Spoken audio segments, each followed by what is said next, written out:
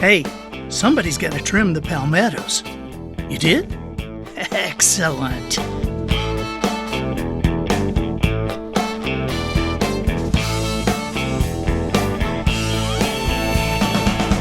Good morning, afternoon, or evening. You are listening to The Professional Noticer. It is a great pleasure to see you all here today. Here, you and I will use common sense and all the wisdom we can muster to move beyond what is true and go all the way to the truth. Creating measurable results for people like you and families like yours, I am the Professional Noticer. I'm not going to do what you all think I'm going to do. Hello, everyone. I'm Andy Andrews. Hey, thank you for making me a part of your week. While our topics might seem to veer from lane to lane at times, it is because the things you care about most are often greatly affected by the things you care about least. Therefore, we constantly field questions about business, spiritual issues, popular culture, and occasionally tackle the odd conundrum like, is it necessary that the alphabet actually be in alphabetical order?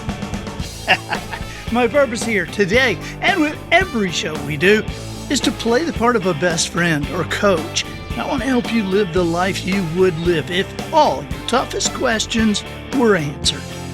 The Professional Noticer is sponsored this week by our friends at Tucker ATV, the small-town business with the national reputation. I was just up there last week, and I was just stunned. Again, they're expanding, and of course, the sheer variety of power sport products at Tucker ATV will just blow your mind. They have the Hustler turf equipment, those unbelievable zero-turn mowers. I really want, I don't want to mow a lawn, but I really want to get on one of those things. They just seem very interesting to me. They have the entire line of Echo power tools, and, of course, Tucker ATV carries every make and model of Polaris ATVs. They have the big Polaris side-by-sides and the even bigger Ranger Crew.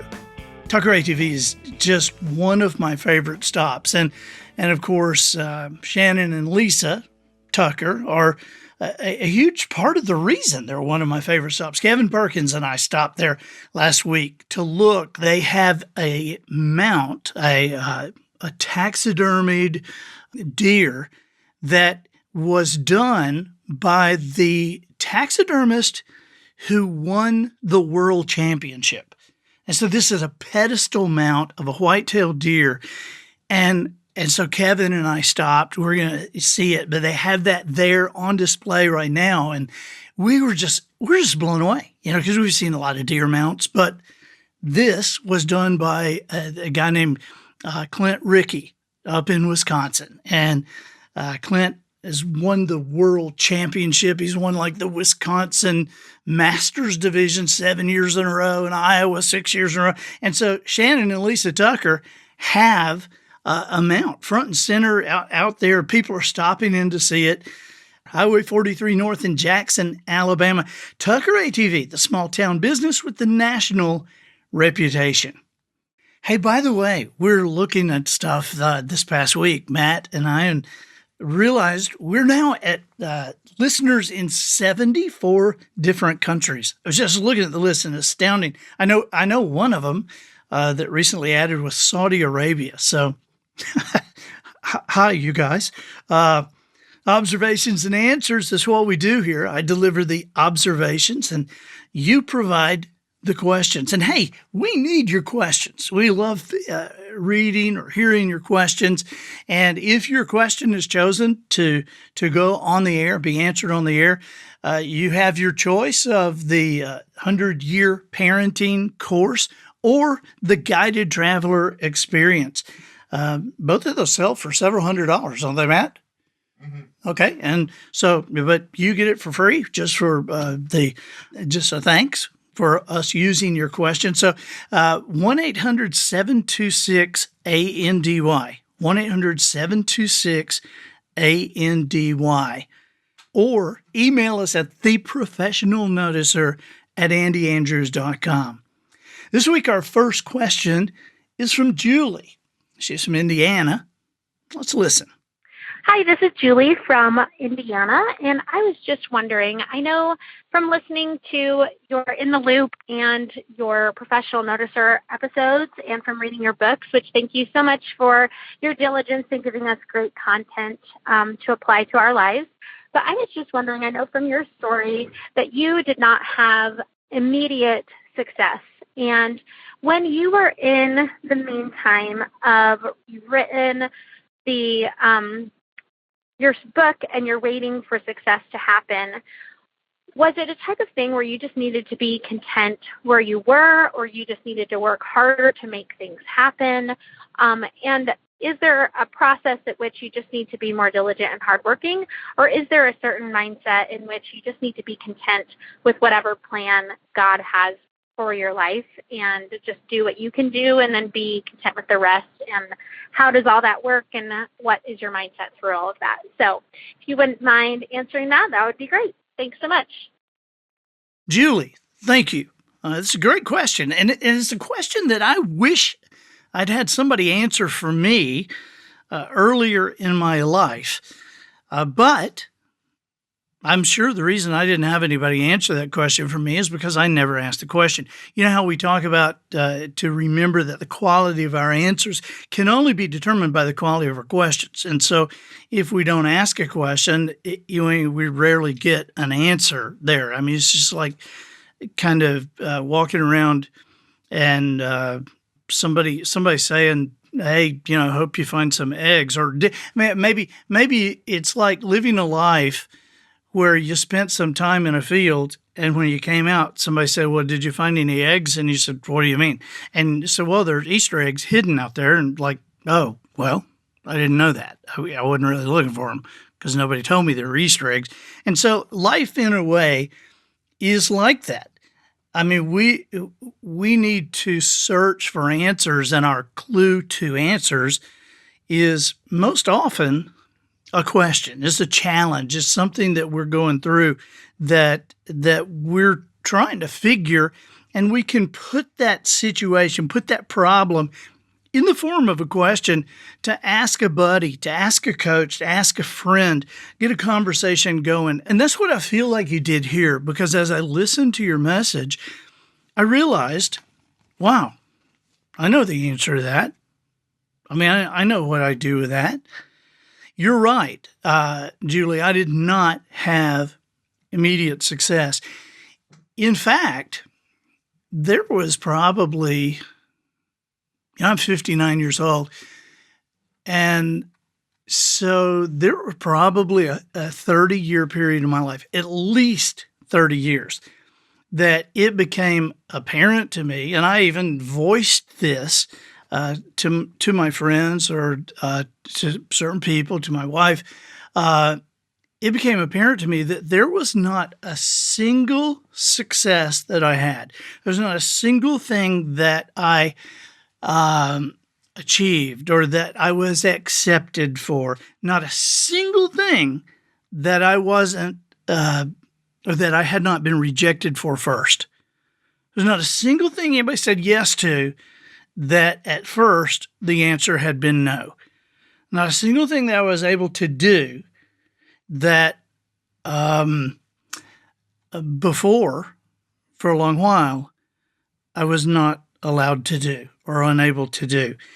And so when you say I did not have immediate success, I kind of chuckle there. I go, yeah, well, no kidding. I mean, there was not a single immediate success. And you say in the time of writing my book, and I guess you're talking about The Traveler's Gift. That was the first one that I wrote that kept getting turned down over and over and over.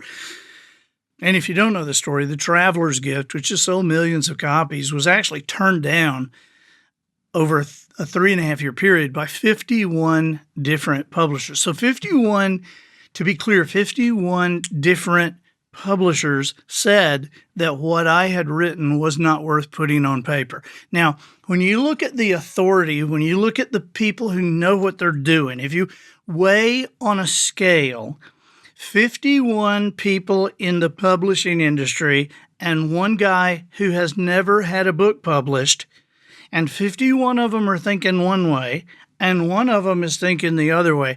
Where does the weight go? Where do your thoughts go? Who has the most gravity there? Obviously, it was not me. And so I look at that time, and I think, what was that? And I know you ask, was it a type of thing where I just needed to be content where I was, or did I work harder to make things happen?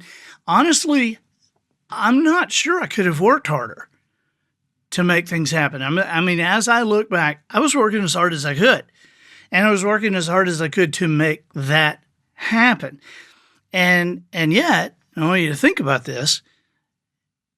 We talked about that scale. Now, there's one guy who's never had a book published. Now there's, over on the other side of the scale, now there's like 10 publishers, then 12, then 15, then 18, then 24 publishers who, they publish books. That's what they do for a living. They understand the industry. They have been successful many, many times for many, many years. And now 24 of them are saying that what I had written is not worth putting on paper. And then 37 of them, and then, 49, and then 51. And it was a tough time. I do believe that I made it harder by asking bad questions. Okay, we talked about this in the beginning. We said, the quality of your answers can be determined by the quality of your questions. And so what that means is you want good answers in your life, ask good questions. Because whether you're asking them of somebody else, a coach, a friend, me, or whether you're asking yourself, we talk to ourselves all the time. We have this stuff running through our head. And if you're asking bad questions, it don't matter who you're asking them to, you're asking bad questions, you're going to get bad answers. And that is especially true if you're asking these questions of yourself. Okay, because your subconscious, if you ask a question, your subconscious, it doesn't delineate between good questions and bad questions. It's a question that has been put to your subconscious, and your subconscious goes to work answering that question.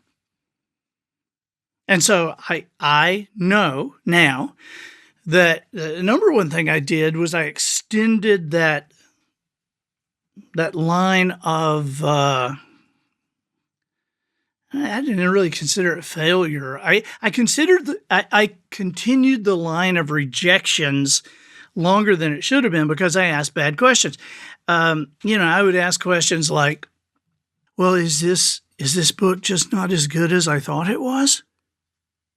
And of course, my subconscious is immediately going, well, you moron. Of course it's not as good as you thought it was. If it's as good as you thought it was, somebody would have published it by now. You're embarrassing yourself. You're embarrassing your friends. You're embarrassing everybody by continuing to put that out and ask more people. How many experts have to tell you it's not any good that for you to understand it's not as good as you thought it was? What is it that, and boy, that kind of answer to me inside myself made me less likely to send the book out again, the manuscript out again. It made me less likely to do it in an enthusiastic way. It was just a drag on productivity. I remember I asked questions like, is this God's way of telling me I should not be doing this? And my subconscious would snarkily turn on me and say, what? God's way of telling you should not be doing this? Hey, do you need a burning bush? What do you need? You need to come pop you on the head? What do you need? How much proof do you need that this is not what you should be doing? This is what my subconscious is doing. But of course, the opposite is true about good questions. And I remember asking a question one time just out of frustration. This is part of where I learned this process. I asked the question, man, is anybody more powerful than a publisher? Can you go around these guys? Is there anybody that is more powerful, that has more influence than a publisher? And man, almost immediately my subconscious came back and said, yes, a publisher's wife. And at that time, Mike Hyatt was chairman of the board of Thomas Nelson Publishers, and I was going to be at a dinner with them, seated with a bunch of people, but I knew that Mike was going to be there with his wife, Gail. I knew Gail was so nice, so happy, so fun to be around, and Mike was an awesome guy. And I knew just, polite society says that at some point during the dinner, somebody's going to ask me, so what have you been doing? And when the question was asked, I said, I've been working on a manuscript for a book about a guy whose family is having a tough time, and the guy gets to travel back in time, meeting with 7 historical figures. He gets to be with Anne Frank in the Annex. He gets to be with Lincoln at Gettysburg. He gets to be with Christopher Columbus, crossing the ocean, and seeing the mutiny. And all these people give him a different principle that if he puts in his life, things will change. And when I said that, Gail Hyatt said, wow, that sounds so interesting. I would love to read that.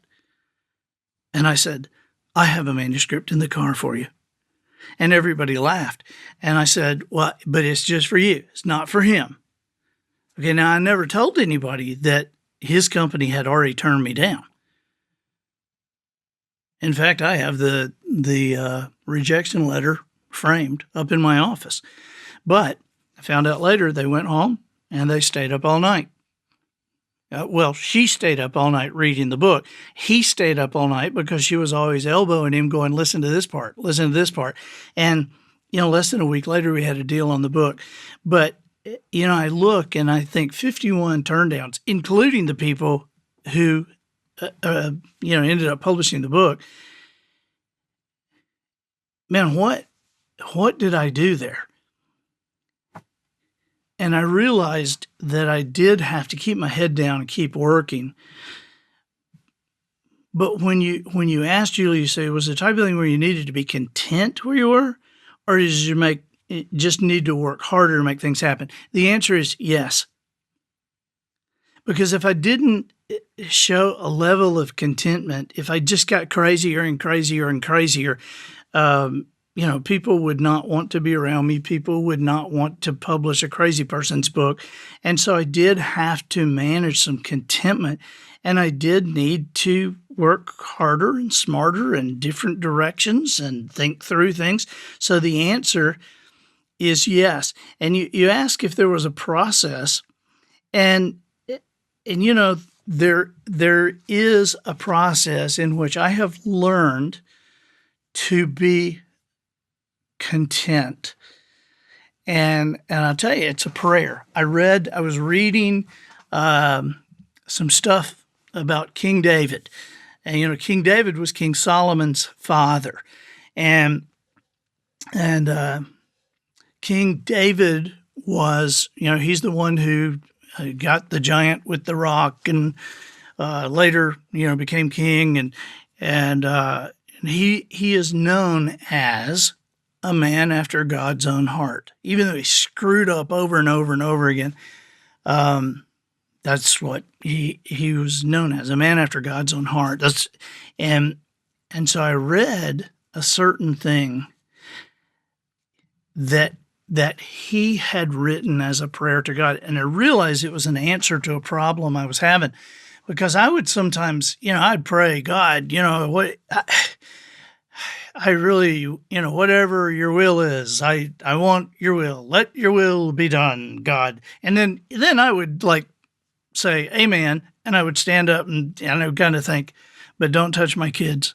Okay, God, because if something happens to my kids, we got a problem. But in every other area, Lord, I certainly want your will. Or, I would say, oh, God, I want your will. Please give me your will, Lord, just your will be done. And I'd say, amen. And I'd stand up and go, and I would also, at some time before I die, I would like a boat. I would really like a boat. But only if it's your will, God, but I would really, really like a boat. And that's how a lot of people talk themselves into crazy things. I think it's God's will because I really want a boat so much. And certainly God would not let me want a boat this much if it wasn't his will. And so certainly it would be fine to go borrow money to buy a boat. Well, it's a big question we have. Who are you listening to? You listen to God or you listen to yourself? And so I read that King David said, he wrote, God, help me to want your will so that I can follow it more closely. And when I read that, I thought, here's David, a man after God's own heart, and he is aware that many times he does not want God's will either. I'm telling you, that is evidence to me. David says, God, help me to want your will so that I can follow your will more closely. That is evidence to me that David is going, oh God, I want your will. Please, your will be done. Amen. And I would also like a chariot. If you give me that four-wheel chariot, I would really, really like the four-wheel model. And I know that's what he was doing. And so, Julie, that little prayer has calmed me down, because if I believe that God wants the best for me, then I don't really even know, I don't have an imagination as good as God's. And so what God imagines as the best for me has got to be greater than whatever I imagine as the best for me. And so here I am, obsessing over little nothing things where there's this huge plan. And that if I can just stick to the plan and work, even if sometimes I don't really know where the plan's leading. And so this is why I realized that prayer calmed David down, and it certainly calms me down. It helps me be content where I am while continuing to work or where the area I'm supposed to go, the new frontier I'm supposed to push. It helps me to be content. God, help me to want your will for my life so that I can follow that will more closely. Okay? All right. Thanks, Julie. I'm Andy Andrews. This is the Professional Noticer. We appreciate you joining us. Thank you for making me part of your week. Our next question is from Rod. He's from Iowa. Let's listen. Hi, Andy. My name's Rod. I'm from Muscatine, Iowa. I had a question. I know you've talked in the past, but not recently, about your board of directors, your group of people that you look to talk about important decisions you have coming up, ways to handle situations in your family. And I wanted to know if you could cover that on your program. I'm looking to create that for myself, mentors in different phases of life. And I'm in my late 40s.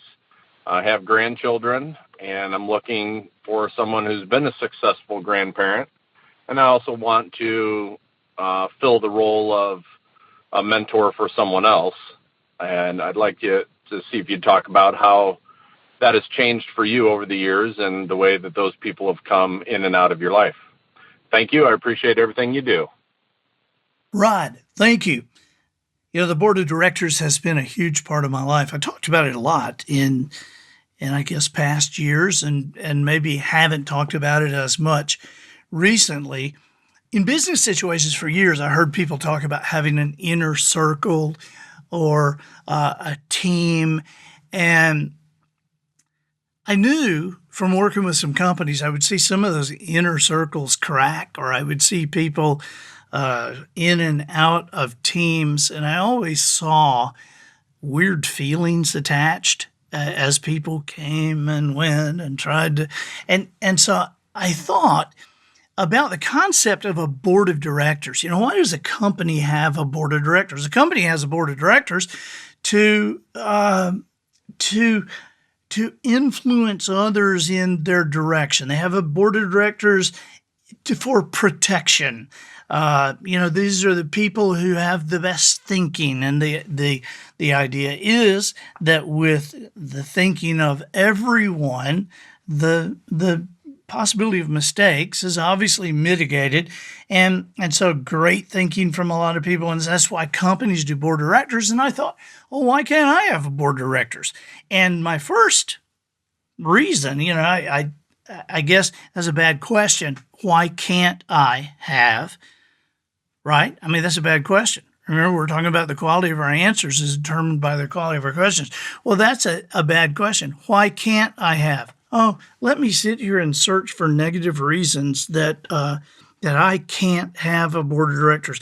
It's a bad question. But the first answer that came to my mind is because people pay them. Board of directors, I mean, you see somebody, some general retired from the military, and he's on the board of directors of some company, and they're paying him $250,000 a year. And, well, I couldn't afford anybody. I mean, I came up quickly with several reasons I couldn't have a board of directors. But when I asked, do I need a board of directors?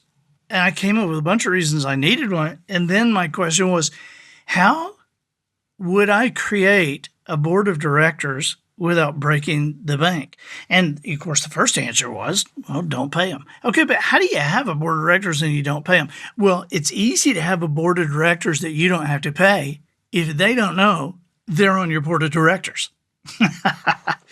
And in fact, if they screw up, you can get rid of them and they'll never know. You can bring somebody in, nobody ever knows. And so the idea became, I'm going to have a personal board of directors. I'm going to list the things that are hugely important in my life. My marriage. Okay, my marriage is important. So I want to have a couple of people, and at the time when I thought of this, Polly and I had been married like 10 years. And so I thought, okay, Polly and I have been married 10 years. I want to have people on my board of directors that have been married 20 or 30 years, right? How do you stay married 20 or 30 years? How do you even talk to each other after 20 or 30 years? How are you even friends after? And so, I grabbed a couple of people. Now, they didn't know it, but I would watch them. I would take them to lunch occasionally. I would ask them questions. And then not too long after that, parenting became a huge thing for us. Okay, so, it wasn't too long. We had 2 boys. And we would look around and go, who else has done this? So I wanted, a couple of people on my board of directors who had already raised the kind of kids we wanted to raise. They already had the fruit on the tree. They already had the proof. And so I put them on my board of directors. And I took them to lunch occasionally, and I watched them. And I asked them questions. I asked their children questions. I asked their children sometimes, I said, what's the smartest thing your daddy ever did? What's one thing that if you look back, you didn't like it at the time, but you sure are glad your mama did what? I mean, I would try to ask good questions. And so in the area of health, in the area of finances, I created this board of directors, these people who I would watch and be around, and they never knew. Some of them might have, after I was talking about it, I think some of them probably suspected it, but over the years, it's probably changed. I think probably only 15 or 20% of those original board of directors are still in place in my life because things change. And so nobody's feelings have ever been hurt. Nobody has ever felt like they were on the spot. But, Rod, I think this is evident. You want to create mentors in different phases of your life, and that's what happens is, I'm a different person. Our marriage at 30 years is different than our marriage at 10 years. I need different people in place on my board of directors. And if you want to fill that role of mentor for someone else, just take an interest in someone and take them to lunch. I mean, I really, really strongly advise people not to say, will you be my mentor? Or I would like to mentor you. It just puts too much pressure on everybody. I mean, if somebody feels mentored or they want to acknowledge that, let them do it. Hey, I've really kind of found this guy's a mentor to me. Okay, that's great. But don't give yourself a trophy for it. But I do think that as you learn things, you can and should share them with other people, but do it in a way Do it in a way that that they accept it and don't feel like you're their boss. Okay?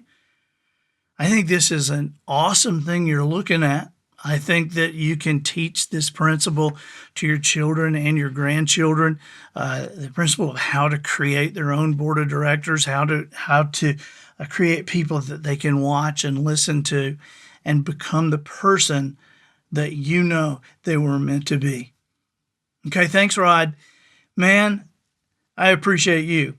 And I have had a good time with this. I hope Saudi Arabia is liking it.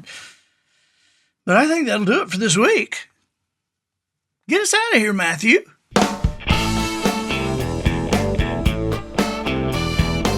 And so, ladies and gentlemen, and to the boys and girls who aspire to become ladies and gentlemen, we have reached the end of another episode of The Professional Noticer.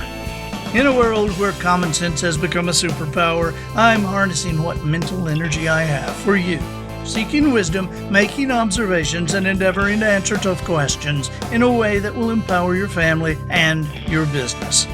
I'm Andy Andrews. Until next week, smile while you talk, shake hands with the kids you meet, and make sure you have an answer to the question, why does slow down and slow up mean exactly the same thing? And so, until next week, goodbye.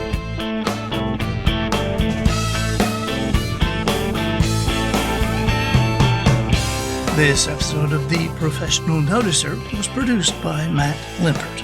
The Noticer theme written and performed by Sugarcane Jane. Mouse cookies provided by Twinkle and Smoke of Beverly Hills. Additional financial consideration provided by thesunrisecommittee.com. Yes, friends, they have their own website now. Perhaps they will soon be content to simply yap at each other. thesunrisecommittee.com accepts any person as a member, the only requirement being that they all act ridiculously happy and alert before 7 o'clock in the morning. Members must, of course, all be versed in loud verbal irritation. Phrases like, "What a marvelous morning!" and "Isn't this coffee the best in the world?" and "Aren't you just excited to be alive?" are all part of the consistent behavior expected by all members of the Sunrise Committee. So come on, join up. Are you so happy in the morning that you have actually been physically attacked by a family member? If so, you might be leadership material. That's thesunrisecommittee.com. And gosh, it's gonna be a great day.